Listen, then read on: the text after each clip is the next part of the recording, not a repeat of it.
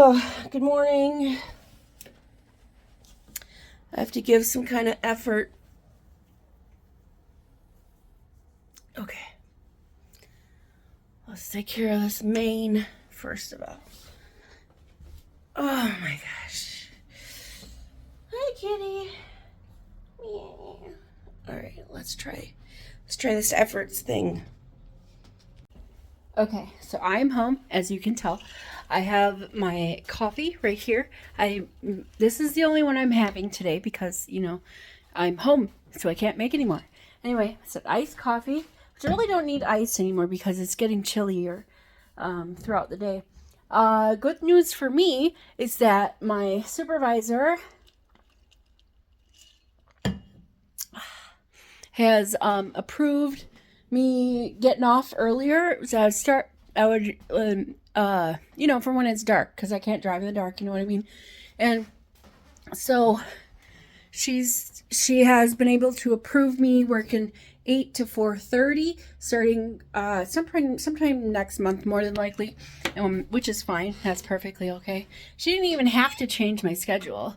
I could work till 5. I just can't work past 5 because that's when it starts to get really dark, and it's dangerous for me to drive in the dark. So anyways, I have to pee. Okay, so I have this thing. Well, I don't have a thing, but I do this thing, I guess.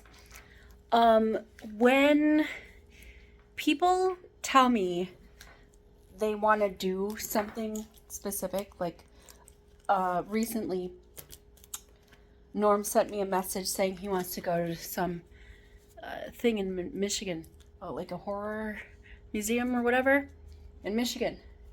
And I'm like, okay, so he tells me this, right? My go-to reaction is he's inviting me to this. That's what I assume. He didn't say, I want to go to this. Do you want to come with me? He said, I want to go to this.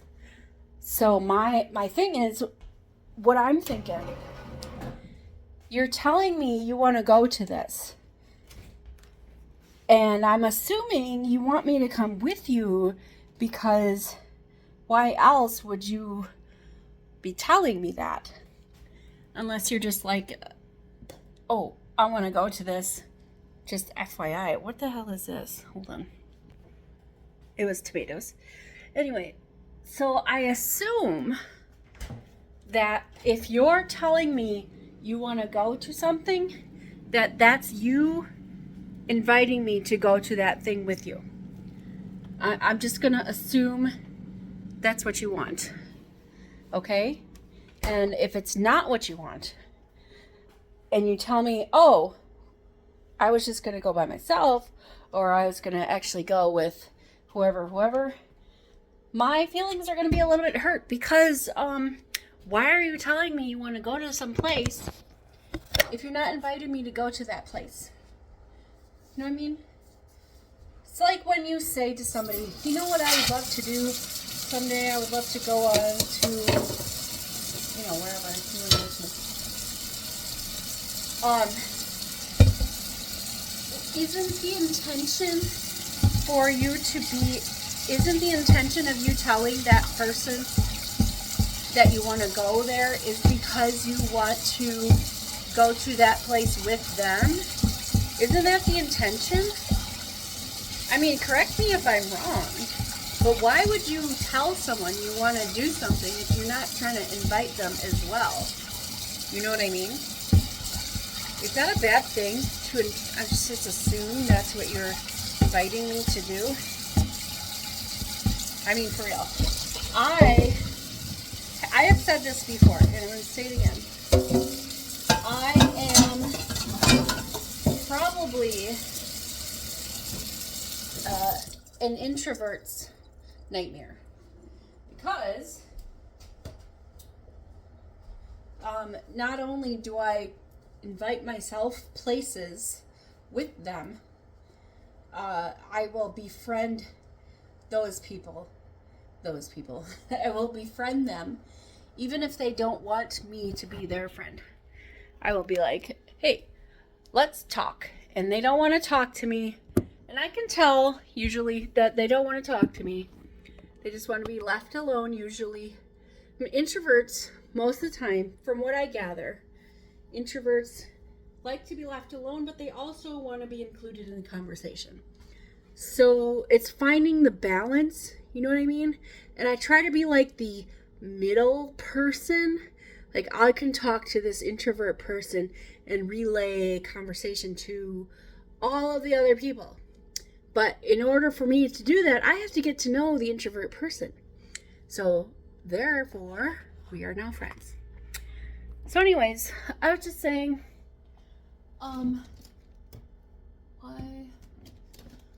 we have so many noodles. Let me tell you, it's a lot of noodles. Okay, so, what do I want to make? I don't know what I want to make. I don't know. I'll figure it out later. Yeah, so Norm tells me he wants to do a thing. And that thing also sounds interesting to me. So I also want to do the thing. So I'm going to tell him I also want to do the thing. When are we going? So then we make the plan of whenever we're going. So I'm inviting myself, but is that bad? I don't think it's bad. I don't know.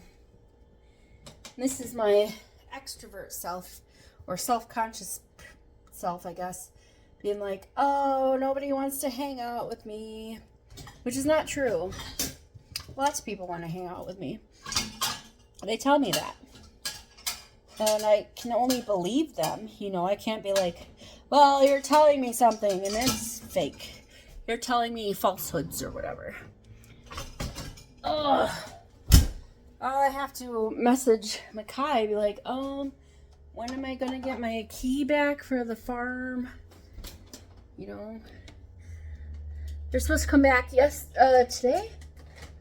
No. What's today? It's Wednesday. Yeah, they were supposed to come back today, so. Or were they coming back Tuesday? I don't know. Either way, I will message them and be like, hey, when you gonna bring back the key? All right, let's figure out something for supper. All right. So I've decided to make, what's it called? Woo! Alfredo Florentine. What does Florentine mean? It's a color, in culinary terms, it means served with spinach. That's it. So if you want to make something Florentine and make it sound fancy, add spinach. Seriously, that's what the culinary term of Florentine means. So by making Alfredo, I'm going to do chicken Alfredo Florentine. So I'm defrosting some chicken. We're going to cube it up, cook it up, whatever. Then we're going to cook the fettuccine noodles. You know, the long flat noodles. We'll cook some fettuccine noodles. I'm not making the Alfredo sauce. I don't want to. I don't want to take the time. I don't want to do it. So I have a jar of Alfredo sauce. And in a separate pan, this is the only time I won't mix the sauce with the, just like dump the sauce in with the noodles. Normally that's what I do, is just make, because I don't want to clean more dishes. Since I've already got the chicken out, I will use the chicken, and with the chicken I will add the sauce, and then I will fold in the spinach leaves. And so when we go to dish it out, be the noodles on the bottom. I farted. It's topped with the Alfredo Florentine sauce, which just means Alfredo sauce with spinach. So you can make chicken Alfredo Florentine, is what I'm doing, or you can have anything Florentine. Florentine in the culinary sense just means with spinach. With the risk of offending Italian people, I have made the Alfredo Florentine. I heard that Alfredo actually isn't Italian. Anyway, the fettuccine Fettuccine Alfredo Florentine. Ah, yes. Let's feed the husband. What is Russ actually doing in his room? Questionable. But that's okay. He's like, ooh, thank you. And I'm sure it's good because I season the sauce. I put more seasoning in it. I put like garlic, salt, and onion powder. And with the sauce part, flavor. All right, let's dish myself up and we taste it.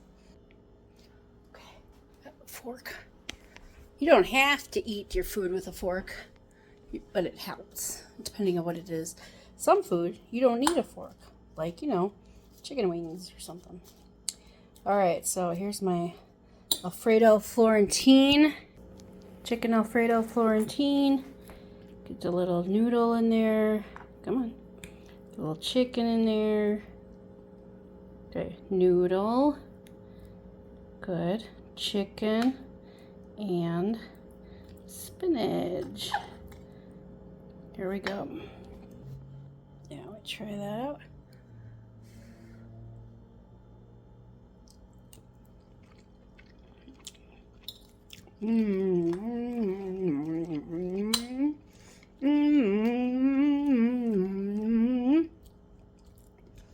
Can't tell. It's delicious. Get yours. I'm stuck. I got trapped on the. I got stuck on the drawer knob. Okay, let's eat. I decided to watch a Halloween movie, like a dumb one, called Spirit Halloween the movie. It's got what's his name? Christopher Lloyd in it, or at least it did. I don't know if he died or whatever in this movie, but at the beginning he's like, I'm gonna take your land, and some lady cast a hex and he's like, ugh, but only joking, and then he's like, it's the next scene, you know, credits. Now there's like teenagers with bikes, and they're gonna preteens with bikes, and they might be, I don't know, they might be teenagers. Anyways, they're gonna go into the Spirit Halloween here. See, they're going into the Spirit Halloween, these three boys, and they're gonna, I don't know, probably get scared or something. Apparently there is supposed to be like a haunted thing in the Halloween store. Haunted, I don't know. Yeah.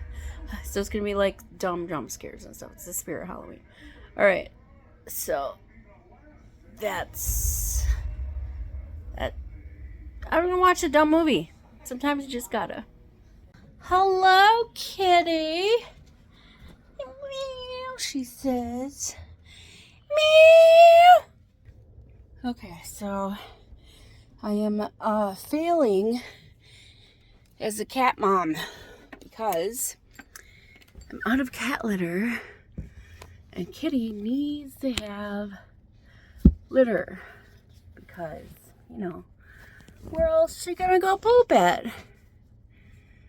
Hopefully she can hold off till tomorrow. Well, not hold, but, you know, hopefully she'll still use what's in the box. Very, very little. Very, very little. Hopefully she'll still poop or pee in the box. Till tomorrow when I get home from work. So I'm going to have to go to the store and pick up a thing of litter. But anyways, good evening. I would like to show you a better way to hang sweaters.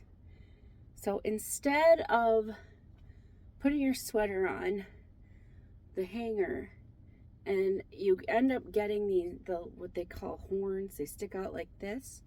So you're gonna fold your sweater in half like that. Then you're gonna put your hanger, your sweater rather, in the hanger like this up to the armpit. Okay, you're gonna dangle it,